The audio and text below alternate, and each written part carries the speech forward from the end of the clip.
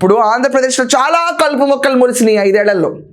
గడిచిన 5 ఏళ్ళలో ఆ ప్రభుత్వంలో తీయటానికి వీలైనంత కలుపు, ప్రతి కలుపు మొక్కని దగ్గరుండి ఏరుస్తున్న ఒకే ఒక వ్యక్తి నారా లోకేష్.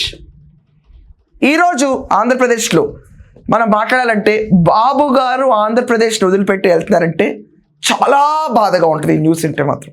ఇది ఫ్యాక్ట్.